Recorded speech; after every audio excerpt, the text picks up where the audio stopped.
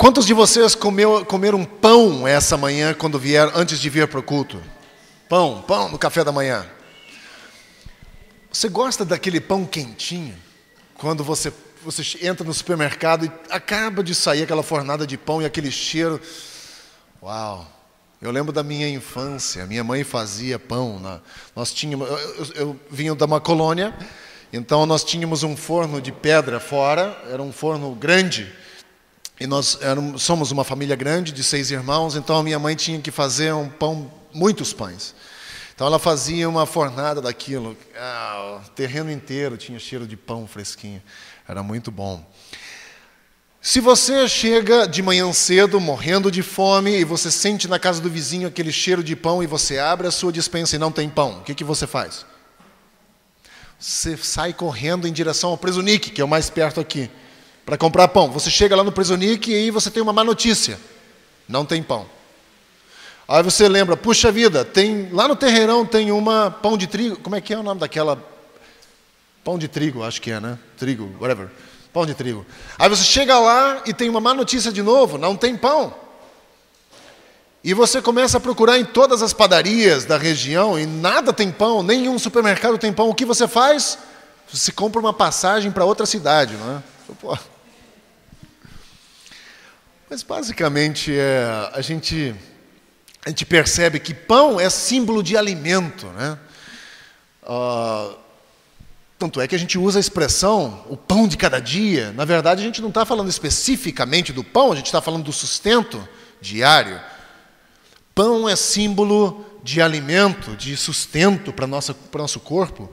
E fome é uma das experiências mais drásticas do ser humano.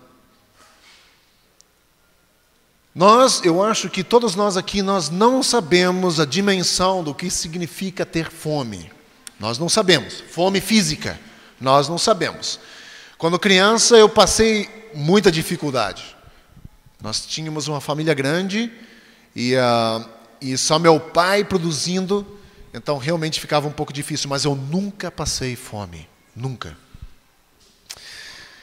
E a gente vê, por exemplo, a Juliana mandou um relatório, 1 em cada 4 pessoas, cada 7, 1 em cada 7 pessoas vai dormir com fome. É isso? Todos os dias. 1 em cada 7 pessoas.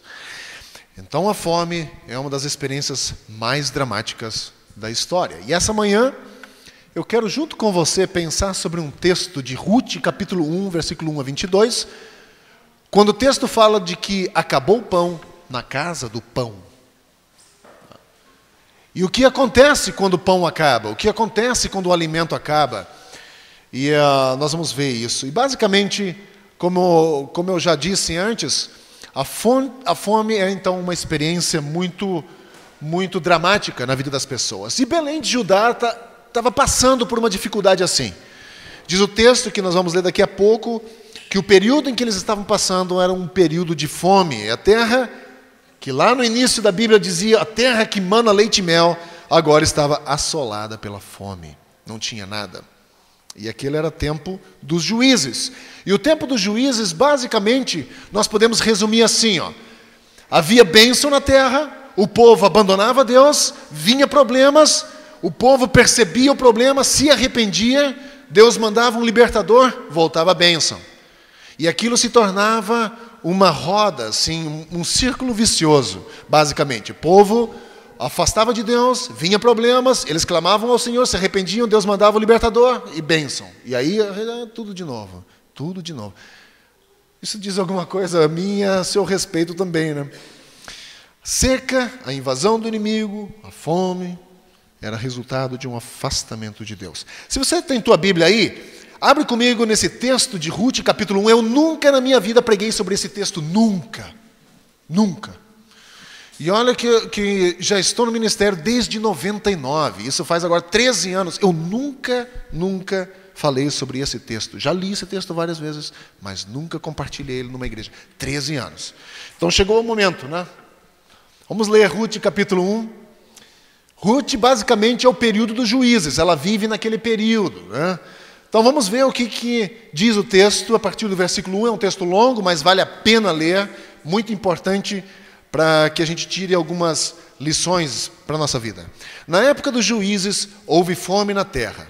Um homem de Belém de Judá, com a mulher e os 2 filhos, foi viver por algum tempo nas terras de Moabe. Olha só o que ele fez. Acabou o pão em Betel, acabou o pão aqui na terra de Belém, vou me mudar para uma outra cidade. Foi o que ele fez. O homem chamava-se Elimeleque. Sua mulher Noemi e seus 2 filhos, Malom e Quilom, também foram juntos, né? Eram efrateus de Belém de Judá. Chegaram a Moabe e lá ficaram. Morreu Elimeque, marido de Noemi, e ela ficou sozinha com seus 2 filhos. Eles se casaram com mulheres moabitas, uma chamada Orfa e a outra Ruth. Depois de terem morado lá por quase 10 anos, morreram também Malom e Quilion. E Noemi ficou sozinha, sem os seus 2 filhos e sem o seu marido.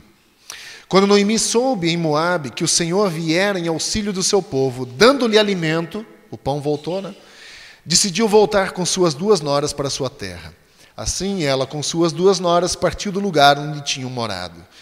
Enquanto voltavam para a terra de Judá, disse-lhes Noemi: Vão, retornem para a casa de vocês, da mãe de vocês, e que o Senhor seja leal com vocês, como vocês foram leais com os falecidos e comigo.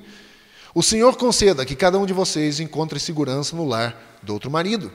Então lhes deu um beijo de despedida, mas elas começaram a chorar alto e lhe disseram: voltaremos com vocês junto ao seu povo. Disse, porém, Noemi: Voltem, minhas filhas. Por que viriam comigo? Poderia eu ainda ter filhos que viessem a ser os seus maridos? Voltem, minhas filhas, vão, estou velha demais para ter outro marido. E mesmo que eu pensasse que ainda há esperança para mim, ainda que eu me casasse esta noite, depois desse luz a filhos, iriam vocês esperar até que eles crescessem? Ficariam sem se casar à espera deles? De jeito nenhum, minhas filhas. Para mim é mais amargo do que para vocês, pois a mão do Senhor voltou-se contra mim. Elas então começaram a chorar alto de novo. Depois Orfa deu um beijo de despedida em sua sogra, mas Ruth ficou com ela. Então Noemi aconselhou: Veja, sua concunhada está voltando para o seu povo e para o seu Deus. Volte com ela. Ruth, porém, respondeu: Não insista que te deixe e que não mais te acompanhe. Onde fores, irei. Onde ficares, ficarei. O teu povo será o meu povo. O teu Deus será meu Deus. Onde morreres, morrerei. E ali serei sepultada. Que o Senhor me castigue com todo rigor, se outra coisa que não a morte me separar de ti. Quando Noemi viu que Ruth estava de fato decidida a acompanhá-la, não insistiu mais.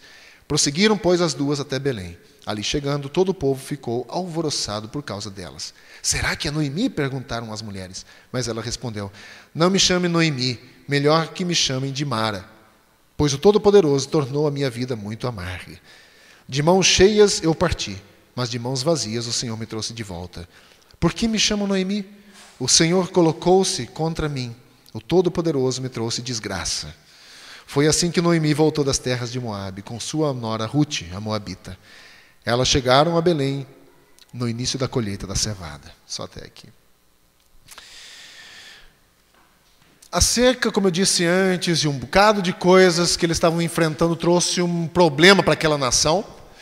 E eles agora estavam enfrentando fome, que basicamente eles não haviam experimentado antes. Então, estavam vivendo numa terra que era uma herança que o Senhor deu a eles, e agora a fome tomou conta.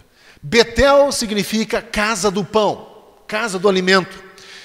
Mas houve um dia em que faltou pão na casa do pão. Houve dias em que os fornos das padarias estavam vazios e ficaram frios, e as prateleiras vazias. Não tinha o que comer. Então houve fome, mas não havia pão.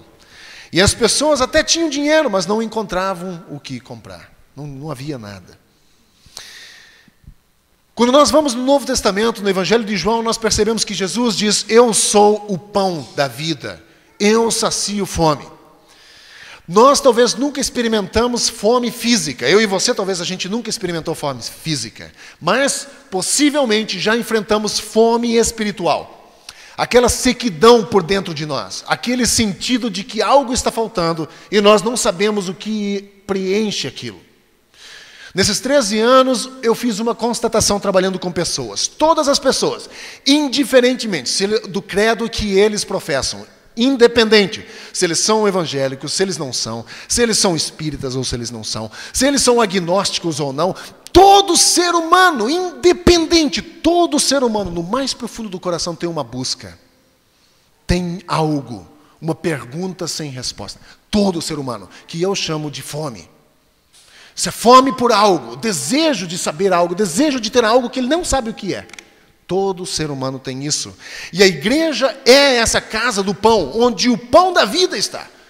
Nós somos a igreja de Cristo, e nós temos o Espírito de Cristo em nós. Ele diz, eu sou o pão da vida, quem comer desse pão não terá fome, para saciar a fome espiritual. As pessoas, todas elas estão famintas, não de fome física, apesar de uma pessoa a cada 7 ir dormir com fome, mas a maior fome que existe no mundo é a fome espiritual. E Amós capítulo 8, 11 diz, eis que vem dias, diz o Senhor Deus, em que enviarei fome sobre a terra, não de pão, nem sede de água, mas de ouvir as palavras do Senhor.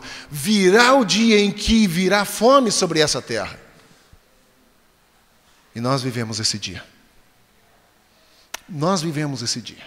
Pessoas estão buscando saciar a fome deles em muitos lugares. Pessoas buscam Deus na igreja, mas não o encontram.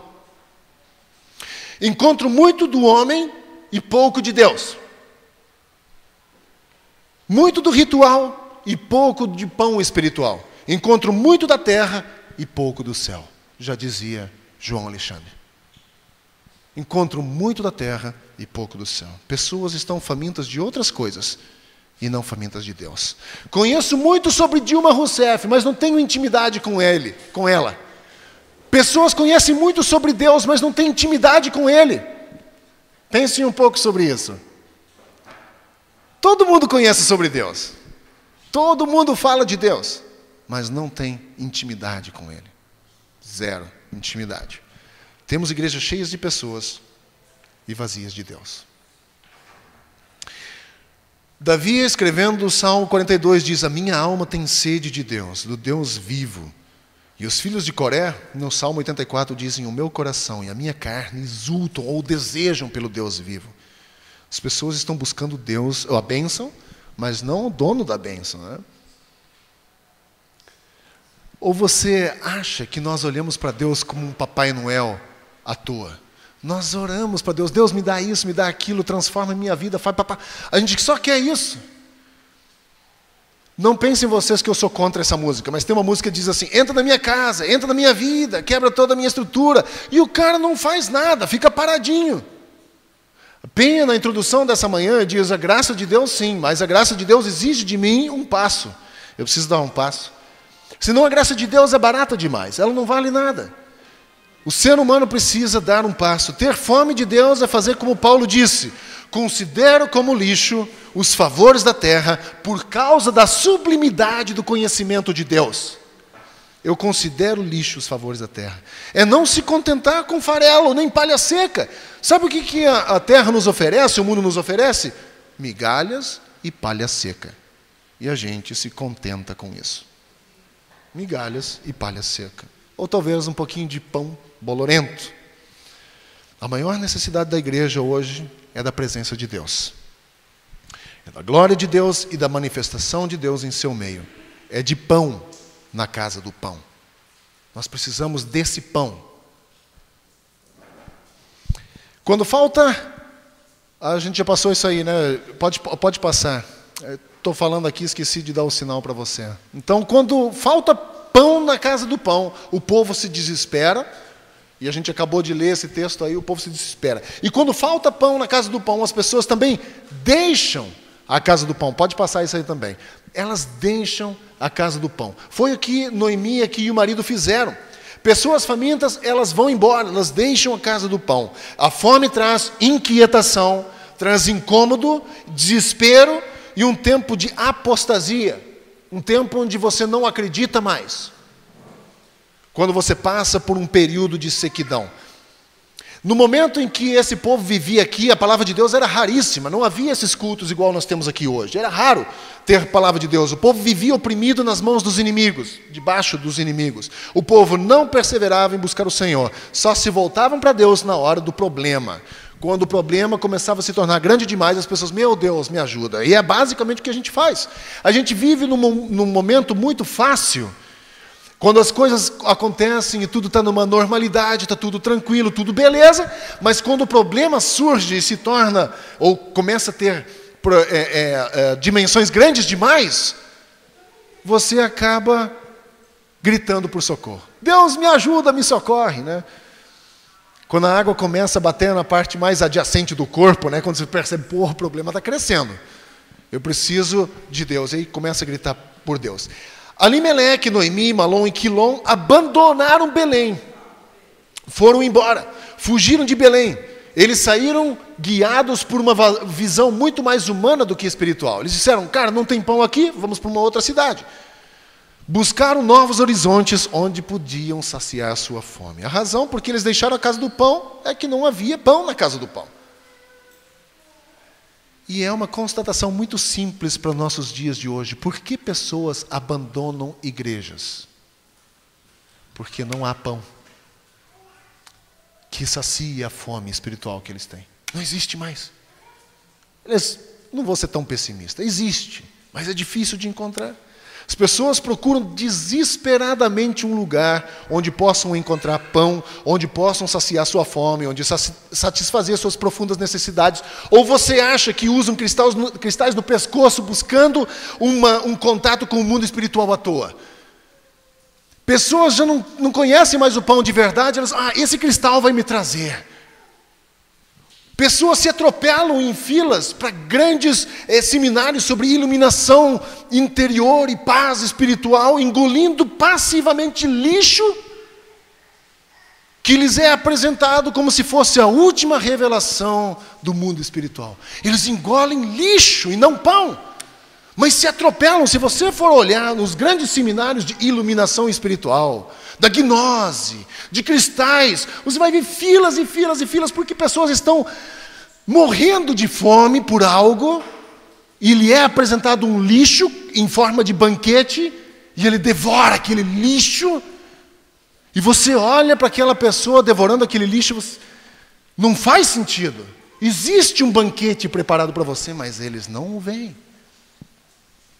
Milhões de pessoas estão procurando pão onde só há veneno. Porque há escassez de pão na casa do pão. E o que é triste é que, às vezes, essas pessoas procuram igrejas, mas não encontram nada na despensa dessas igrejas. Nada. As prateleiras estão vazias, os fornos estão frios, as gavetas cheias de receita de pão, fornos frios e empoeirados. Só receita de pão. Mas não tem pão.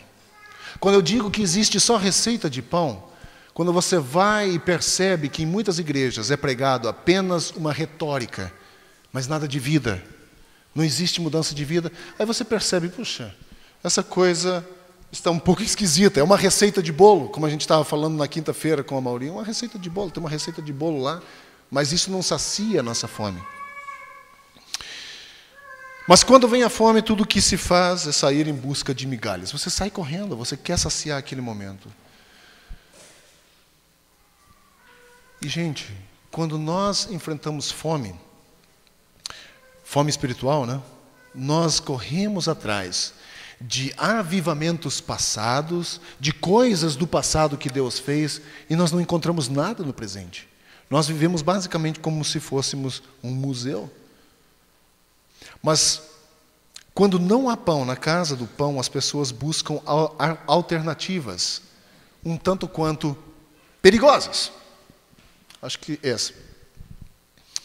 No passado, se você for ler em Gênesis, Abraão e Isaac também fugiram da fome, e eles foram para o Egito, e sofreram por causa disso. Na hora da crise, eu diria, nós não podemos abandonar a casa do pão, na hora da crise.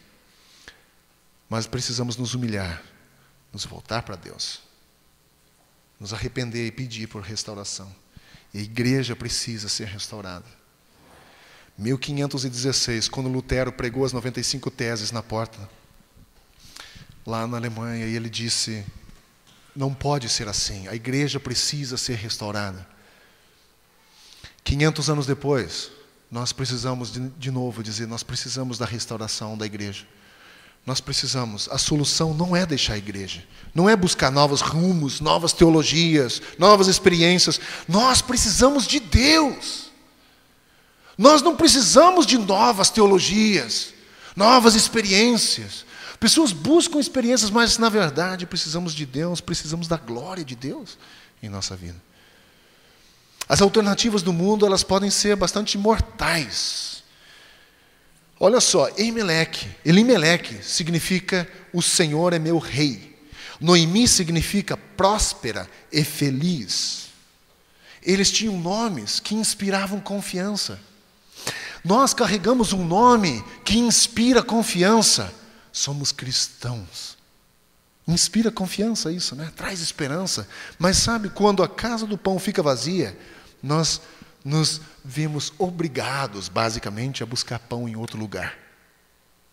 E aí, você lembra lá no texto, onde ela diz, não me chamem de Noemi, no versículo 19, não me chamem de feliz e próspera, não me chamem assim, me chamem de amarga. Ela mudou o nome de Noemi para Mara. Mara significa amarga. Ela diz, estou assim. Quando você foge, você se torna amargo. Quando você foge da casa do pão, você se torna amargo. Foi o que aconteceu com ela. Ela saiu de Belém, da terra do pão, e foi para Moabe, onde ela se tornou amarga. Onde essa alternativa que eles buscavam para resolver o problema trouxe morte ao invés de vida. O marido e os 2 filhos morreram lá. Fugir de Deus não é solução, traz problemas. O preço que Moabe cobra é muito alto. O preço de fugir da presença de Deus é muito alto, porque lá onde nós nos escondemos, quando fugimos de Deus, as pessoas pagam com os seus casamentos, as pessoas pagam com os seus filhos, as pessoas pagam com suas vidas. E esse preço é muito alto.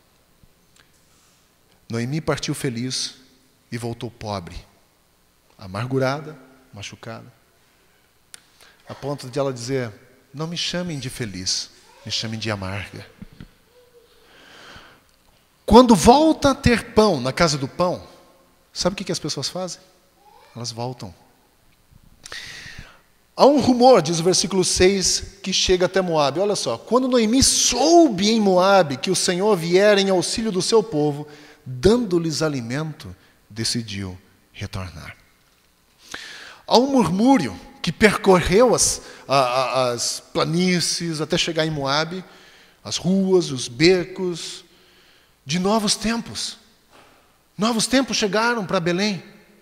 A coisa mudou. Se fosse nos dias de hoje, nós veríamos anúncios na televisão. Vocês receberiam um e-mail, forward, aquele de 200 mil nomes, assim, de pessoas que já repassaram para mais de 200 mil. Voltou o pão, e não é migalha de pão, é pão de verdade, volta.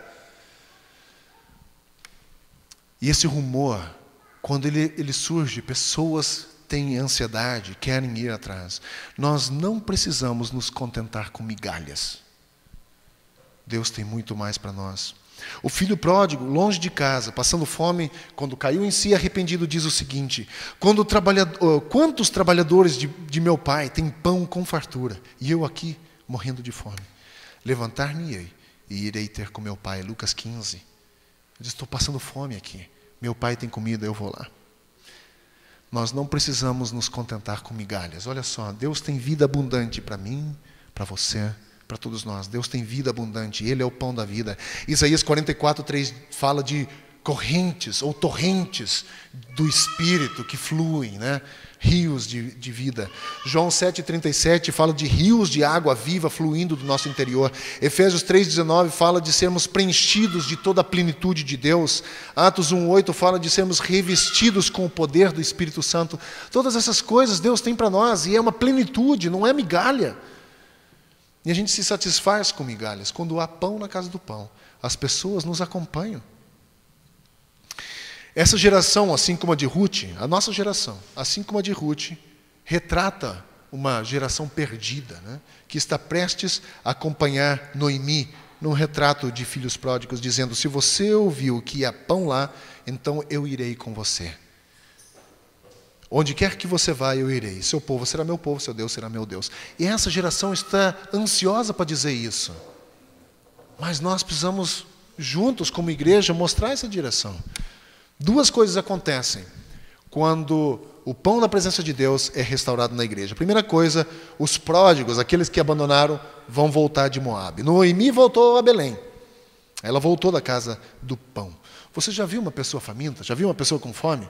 Se você andar aqui no Terreirão, você vai ver muita gente com fome. Centro de São Paulo, muita gente de fome. Já leu sobre milhares de pessoas na Etiópia? Já viu, talvez, gente desesperada de fome? Ou próprio esse relato que a Juliana mandou para nós? Essa deveria ser a nossa atitude em relação a Deus. Aquele desejo de ser saciado. Os pródigos não voltarão sozinhos à casa do pão. Se você voltar, os pródigos voltam com você. E os pródigos não voltam sozinhos, vão trazer outras pessoas. Versículo 16, 19 e 22. Ruth trouxe as noras dela, que nunca tinham ouvido falar da casa do pão, de Betel, nunca tinham ouvido falar, mas elas foram. E Noemi trouxe consigo Ruth. Quando a igreja é restaurada, não somente os que saíram dela voltam, mas trazem consigo outras pessoas. Eu acredito, gente, que a questão da restauração, como nós cantamos aquela música hoje de manhã, envia avivamento, começa em mim, essa questão é realmente, o avivamento começa no coração de uma pessoa só. E eu não estou falando de igrejas crescendo igrejas para ter um orçamento grande, para ter orçamentos para fazer coisas. Não estou dizendo isso, eu estou falando de avivamento que a Bíblia traz, onde as pessoas reconhecem a vida que têm, a necessidade de Cristo e decidem viver diferente. E decidem voltar para Cristo, para o pão da vida. Por que nós não temos essa procura agora? Pessoas buscam, como eu disse antes, em vários lugares. Por que as pessoas não procuram o verdadeiro pão da vida? Uma constatação muito simples. É porque os famintos, os que têm fome espiritual, têm sido frustrados com escândalos que a igreja produz, com a vergonha que muitas vezes nós trazemos ao nome de Cristo. Falamos que está fluindo sobre nós um rio de vida, mas o que elas veem é só um rio de palavras, retórica, nada de vida. Pessoas ou líderes religiosos que gostam mais de falar do que viver propriamente o cristianismo. E já dizia um grande teólogo, ele diz assim, prega a palavra, e de vez em quando use palavras. De vez em quando fale. Isso significa viva na prática o cristianismo, e para de falar teoria. Algumas vezes até mesmo construímos maravilhosas pontes sobre rios secos. Sem necessidade nenhuma. Não é para isso que Cristo deixou a igreja. Nós somos uma igreja para representar da melhor forma possível o pão da vida, que sacia o faminto, que traz vida e que liberta. Nossa aplicação para o dia de hoje. Em comparação, aquilo que Deus quer fazer e que a palavra dele nos revela que é desejo de Deus, fazer na minha e na sua vida, em comparação a isso, nós, eu e você, estamos ajuntando farelos. Estamos longe daquilo que a Bíblia chama de vida abundante. Nós estamos sobrevivendo de farelos. E não importa o que você precise ou sente falta, não importa qual seja a tua necessidade dessa manhã, o que você realmente precisa é de Deus. E para tê-lo, precisa estar faminto. E eu acho que nós deveríamos fazer como Elias, dobrar os joelhos e pedir a Deus que rasgue os céus e envie chuva para que haja pão na casa do pão. Sem isso, sem um arrependimento verdadeiro, sem um joelho no chão, sem pedir que Deus transforme a partir de mim a minha vida, e parar de orar só pelo outro, né? Deus transforma a vida de fulano, que ele deixe de ser tão mesquinho. Precisamos nós próprios meter o joelho no chão e pedir que Deus abra realmente as portas do céu E que essa chuva espiritual faça brotar o trigo que trará o pão que sacia a nossa fome. Meu desejo para você é que você não se contente com farelo, quando na verdade Deus tem pão quentinho e crocante para você. Pensou? Um pãozinho crocante com manteiga de manhã? Oh, que delícia! Quem se contentaria com farelo diante de um banquete desse? Ele não é um Deus de migalhas e de escassez. Ele está esperando que nós o busquemos de todo o coração, assim como 2 Crônicas 7 diz. Quando nós nos humilharmos e buscarmos, o Senhor virá. Essa é uma promessa dele. Quando o Senhor vem, as migalhas, nós olhamos para aquelas migalhas e dizemos, uau, eu consegui sobreviver esse tempo com isso? Como pude? E aí você dá aquela mordida naquele pão quentinho e crocante que Deus tem para nós. Mas avivamento começa no coração de cada um de nós. Começa no meu, começa no seu e vai tornando-se cada vez maior. Mas eu preciso estar faminto e desejoso a querer esse pão. Deus abençoe vocês, tenham um ótimo domingo, vão em paz e não esqueçam, fiquem batendo papo aqui, está caindo uma garoa, não precisa ir embora tão cedo, tá bom? Deus abençoe, bom domingo.